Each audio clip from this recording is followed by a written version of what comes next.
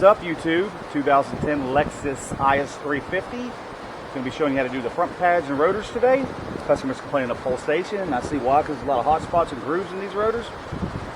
We're going to get this done because it's my last car today, so I'm going to get it done quick, so pay attention. Anyways, if you haven't subscribed to my channel, please subscribe so I can make videos like this to make your life easier. Let's get started. First thing you want to do is you're going to want to turn your wheel all the way out to get better access to your pads and be able to get to the bolts to take the caliper off easier. And we're going to take this little pin out right here and this little clip off first. Get you a little pick action, or whatever you have that's going to get in there and get that out. Don't lose that, because they don't give you any of those with the new pads. That's what you call a Jesus clip, because when you drop it, you're like, Jesus Christ, you're never going to find it. And you won't, especially on this floor that blends in with the same color. It's like playing the lottery. Now we're going to push in on this clip. Hold on. Push in on the clip. Just work your pin out enough to where you can push in on the clip and pull it out. Note the position. This doesn't matter what position it goes in. Now we got access to the pads. You're probably wondering how you're going to get the pistons back. Very easy. A couple screwdrivers. Just work the corner like that. You can get it in the pad. You can get it in the middle right there. Push that one side all the way back.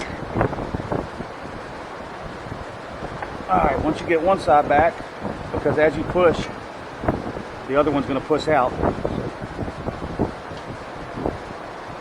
Work that one back a little bit. Okay, now that we're in there,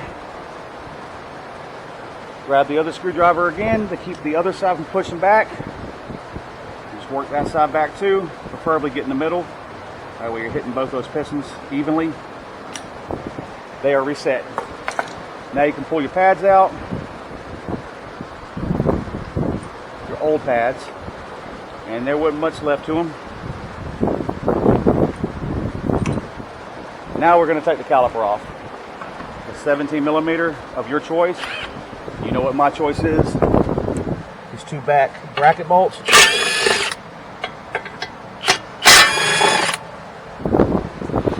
Go ahead and reverse that.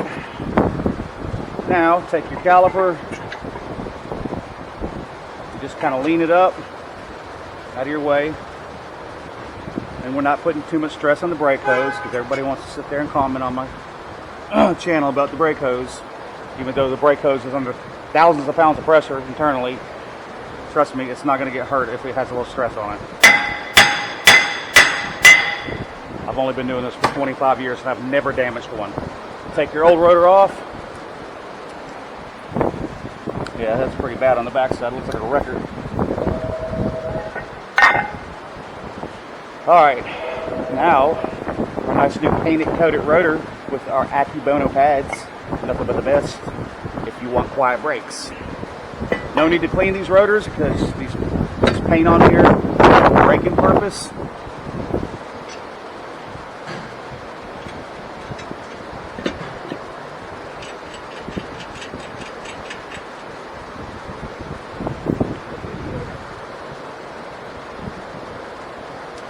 Alright, put your little lug nut action on there.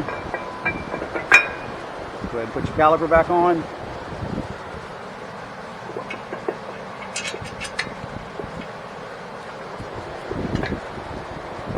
Wiggle it back and forth a little bit.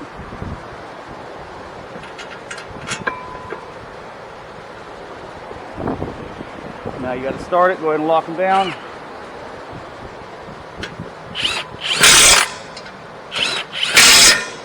Tighten them real good. Go ahead and slide our pads in.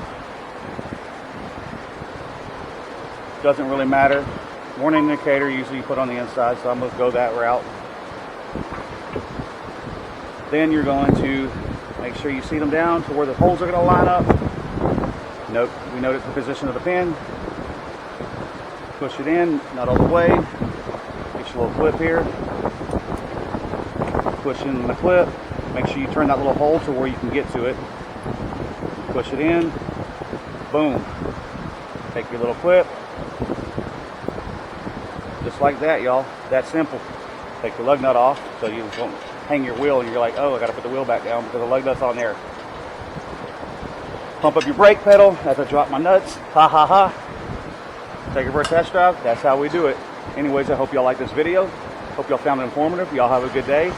Check like, subscribe. Peace out, you.